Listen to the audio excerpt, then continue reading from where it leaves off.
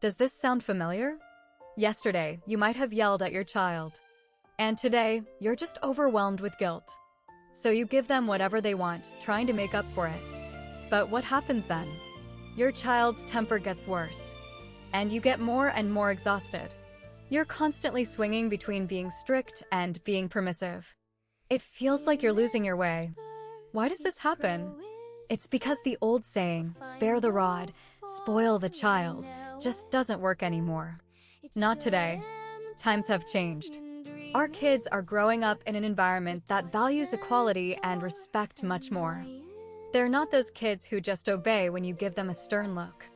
Deep down, what they really want is to feel understood and respected. When you try to shut them down with a harsh approach, they'll only push back harder. Then, when you see that suppression doesn't work, you soften up. You fall into the trap of being permissive, completely abandoning rules. This constant back and forth causes pain for both you and your child. Honestly, both strictness and permissiveness can actually harm kids.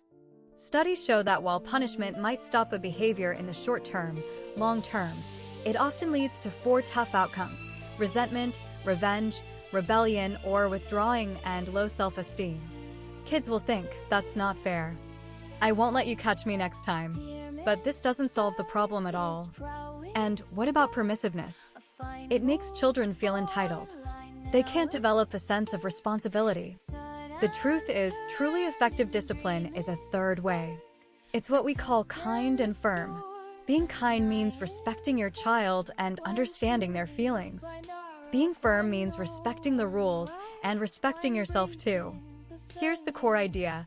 To help a child do better, you first need to help them feel better. So, how do you actually do this? Here are 4 steps. Step 1. Acknowledge their feelings, but don't excuse their behavior. This is the kind part. For example, your child is crying in the supermarket, insisting on a toy. Don't immediately say, stop crying.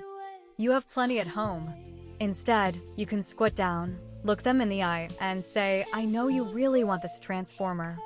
It's tough when you can't get it, right? You're feeling sad now, aren't you? Letting your child know their emotions are seen is the first step to connecting. Step 2. Clearly state your decision, but don't lecture. This is the firm part. Building on that, you can calmly say, I understand how you feel. But we agreed before we left home today that we're only buying groceries, no new toys. We need to stick to that rule. Your tone should be gentle, but your resolve shouldn't waver. Step 3.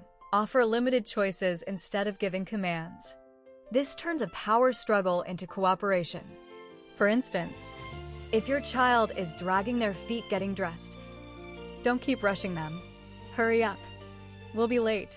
Instead, you can ask, do you want to put on your shirt first? Or your pants? Or, do you want to wear the blue hoodie? Or the red one? When kids have a choice, they feel a sense of control. They're much more willing to cooperate. Step 4. Firmly let your child experience the consequences. Trust that they can handle disappointment.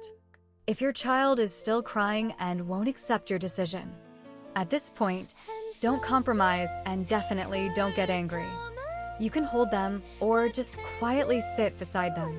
Say, I know you're really sad. It's okay to cry for a bit. Mom's here with you.